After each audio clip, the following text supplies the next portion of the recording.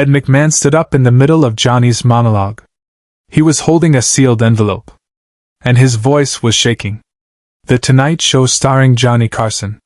Studio One at NBC Burbank. March 1984. Another Thursday night. Another packed audience. Another monologue that had America laughing before bed. Johnny was in the middle of a joke about the presidential primaries. His timing was perfect, as always. The audience was eating it up. Ed was sitting at his usual spot beside the desk, laughing at all the right moments, his signature. "Here's Johnny!" Warmth filling the studio. This was the rhythm they perfected over 22 years. Johnny and Ed. The duo that defined late-night television. Brothers in everything but blood. They knew each other's timing, each other's tells, each other's souls. Which is why, when Ed suddenly stood up in the middle of Johnny's punchline, everyone in Studio One knew something was wrong.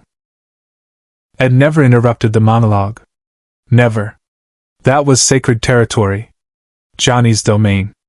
Ed's job was to laugh, to support, to be the perfect sidekick. Not to intrude. But Ed was standing now, holding a white envelope, his face completely serious. Johnny stopped mid-sentence. The joke died on his lips. His smile faded. The audience fell silent immediately. Ed McMahon stood up mid-monologue, holding a sealed envelope, and said, "You need to read this now." They'd worked together for 30 years, but Ed's voice had never trembled like this. Johnny turned to look at his friend. "Ed? What's going on?" Ed walked the 3 steps from his chair to Johnny's desk. He placed the envelope on the wooden surface with deliberate care. His hand was shaking. "Johnny," Ed said quietly, but the studio microphones caught every word. "I'm sorry to do this during the show. But this just came. And you told me, years ago. If this ever came, I should give it to you immediately. No matter what." Johnny stared at the envelope. It was white, business-sized, sealed. No writing on the outside except a single word written in pen, Carson. His face went pale. The control room erupted into confusion. Director Bobby Quinn was shouting into his headset. "What's happening? Did we know about this? Is this a bit?" Producer Fred DeCordova stood behind Bobby, staring at the monitors. "That's not a bit," Fred said quietly. "Look at Ed's face. That's not acting." On stage, Johnny picked up the envelope with hands that trembled slightly. He looked at Ed, then at the audience, then at camera one. "Ladies and gentlemen," Johnny said, his voice steady but different, no longer the performance voice, something more raw underneath. "I need to. Ed, can we take a break?" "No," Ed said, and his voice cracked. "You told me if this ever came during a show, you'd want to read it on air. You said America should be with you when it happened." Johnny closed his eyes briefly. When he opened them, they were glistening. "I did say that, didn't I?" "Yes, you did." Johnny looked at the envelope again. His thumb ran over the sealed flap. "How long has it been, Ed?" 27 years, Johnny." The audience was completely silent. 300 people witnessing something they didn't understand but knew was profound. Carson stopped mid-monologue. The entire studio froze. To understand what was in that envelope, you need to understand what happened in 1957. Johnny Carson wasn't always Johnny Carson, king of late-night television. In 1957, he was 31 years old, hosting a daytime game show called Who Do You Trust? On ABC. He was talented, funny, sharp, but not yet the icon he would become. He was also married to his first wife, Jody, and they had 3 young sons, Chris, Ricky, and Corey. The youngest, Corey, was barely 2 years old. Johnny's career was demanding. He worked constantly, driven by ambition and the fear of failure that had haunted him since his difficult childhood in Nebraska. He was often absent from home, chasing the next opportunity, the next break. Jody was struggling. 3 young boys, a husband who was never home, the pressure of being married to someone consumed by show business. They fought. They reconciled. They fought again. In the summer of 1957, Jody took the boys to visit her parents in Pennsylvania. She needed space. Time to think. Time away from the chaos of Johnny's escalating career. Johnny was supposed to join them after a week. But a last-minute opportunity came up, a chance to guest host for a bigger show, a potential stepping stone. He called Jody and asked if he could postpone his visit. They fought on the phone. She was tired of being second to his career. He was frustrated that she didn't understand how important these opportunities were. The conversation ended badly. Angry. Unresolved. Fine, Jody had said, her voice cold. Stay in New York. Chase your dreams. But when you finally decide your family matters, you know where to find us. I'll call you tomorrow, Johnny said. We'll talk when we're both calmer. Maybe we shouldn't talk for a while, Johnny. Maybe you need to figure out what you really want. She hung up. Johnny was angry. Hurt. He threw himself into work, telling himself he'd sort it out in a few days once Jody cooled down. 3 days later he got the call. The car accident happened on a rural Pennsylvania road. A drunk driver crossed the center line. Jody had been driving the boys to a local swimming hole. The impact killed her instantly. Chris and Ricky survived with minor injuries. But 2-year-old Corey, sitting in the back seat, died at the scene. Johnny made it to Pennsylvania 12 hours later. He held his surviving sons and attended funerals and made arrangements, moving through it all in shock. The last conversation with his wife had been a fight. The last words she'd spoken to him were anger. And his youngest son, barely more than a baby, was gone, and Johnny had chosen work over being there. The guilt nearly destroyed him. 6 months later, Johnny and Jody divorced. The marriage couldn't survive the grief. Johnny threw himself into his career with even more ferocious intensity, as if staying busy could outrun the pain. But before the divorce was finalized, in a moment of raw honesty during one of their last conversations, Johnny had told Jody something. If you ever forgive me, he said. If you ever. I don't know. If you ever want me to know that you don't blame me for what happened, for not being there, for choosing work over family, send me a letter. Just one line. Just tell me you forgive me. That's all I need. Jody had looked at him with exhausted, grief-stricken eyes. Johnny, I don't know if I'll ever be able to do that. I understand.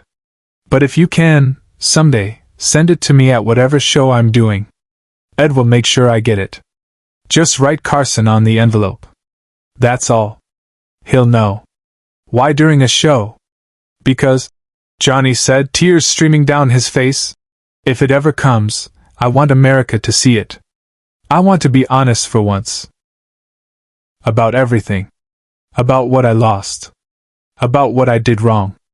About the guilt I carry every single day. Jody had simply nodded. They never discussed it again. That was 1957. Johnny went on to host The Tonight Show starting in 1962. He became the biggest star in late-night television. He married again. And again. He had success beyond imagination. But Ed McMahon knew. Ed had been there for all of it. Ed had held Johnny while he cried in dressing rooms. Ed had covered for him when the grief made it impossible to perform. Ed had been the brother Johnny needed. And Ed had known that if an envelope ever arrived marked only with Carson, he was supposed to deliver it to Johnny immediately, on camera, no matter what. For 27 years, no envelope came. Until tonight. March 1984. Subscribe and leave a comment, because the most powerful part of this story is still ahead. Johnny sat at his desk, the sealed envelope in his hands. The studio was so quiet you could hear the air conditioning humming. For those of you watching at home, Johnny said, his voice thick with emotion, I need to tell you a story. And I need you to understand why this envelope matters. He told them. All of it. The fight with Jody in 1957. The accident. Corey's death. The divorce. The guilt he'd carried for 27 years. The promise he'd made to himself that if Jody ever forgave him, America would witness it. The audience sat in stunned silence. This was Johnny Carson, the man who made them laugh, who kept his personal life private, who maintained perfect professional distance, and he was breaking down on live television. Ed stood beside the desk, tears streaming down his face, not even trying to hide them. "I don't know what this says," Johnny continued, holding up the envelope. "I don't know if it's from Jody or if it's... I don't know. But Ed brought it to me because I asked him to, 27 years ago. And I'm going to open it now because I promised myself I would." His hands shook as he slid his finger under the flap. The paper tore with a sound that seemed impossibly loud in the silent studio. He pulled out a single piece of paper. Unfolded it. "Read it." His face crumpled. He put one hand over his mouth. Tears spilled down his cheeks. Ed put his hand on Johnny's shoulder. After a long moment, Johnny looked up at the camera. "It's from Jody," he said, his voice barely above a whisper. She's dying. Cancer. She has maybe a few weeks left. And she wrote this letter. Would you like me to read it?" The audience, collectively, nodded. Johnny cleared his throat. "Read. Dear Johnny. I'm writing this from a hospital bed in Pennsylvania. The doctors say I don't have long. And before I go, there's something I need you to know. I forgave you a long time ago. Years ago, actually. I forgave you because I realized that you weren't choosing work over family. You were trying to build a future for all of us. You were doing what you thought you had to do. And the accident wasn't your fault. It was just tragedy. Just horrible, terrible tragedy. I never sent this letter because I was angry. Then I was stubborn. Then enough time had passed that it felt too late. But now, at the end, I realized that some things should never go unsaid. You were a good father to Chris and Ricky when we were together. You tried. And I know you've carried guilt for 27 years. Please let it go, Johnny. Corey wouldn't want you to carry that. I don't want you to carry it. You've brought joy to millions of people. You've made the world laugh. That matters. Your life has mattered. Please forgive yourself. That's all I'm asking. Forgive yourself the way I forgave you years ago. With love. Jody. Johnny folded the letter carefully. Placed it back in the envelope. Set it gently on his desk. Backstage, he made a choice no producer would have ever allowed. The studio was silent. Not the expectant silence of waiting for a punchline. The reverent silence of 300 people witnessing grace. Then, slowly, someone in the back row stood up. Then another. Then the entire audience was on their feet, applauding. Not the excited applause of entertainment, but something deeper. Gratitude for being allowed to witness this moment. Recognition of shared humanity. Doc Severinsen signaled to the band. They began to play, softly, not the usual upbeat Tonight Show music, but something gentle. Something that felt like a prayer. Johnny wiped his eyes. Looked at Ed, who was crying openly. They embraced, right there on camera, two men who had shared 3 decades of television and life. Thank you, Ed, Johnny whispered, but the microphones caught it. For keeping your promise. Always, pal, Ed said. Always. Johnny turned back to the camera. Ladies and gentlemen, I need to make a phone call. To Pennsylvania. To a hospital. To someone I should have called a long time ago. He stood up. Started to walk off stage. Then he stopped. Turned back. Picked up the envelope.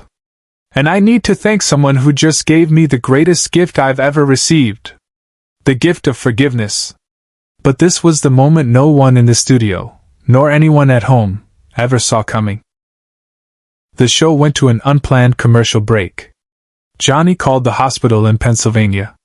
He spoke to Jody for 20 minutes. They cried together. They laughed about the boys. They said goodbye properly, the way they should have 27 years ago. Jody died 11 days later. Johnny flew to Pennsylvania for the funeral. He sat with Chris and Ricky, now grown men, and told them about their mother's final gift.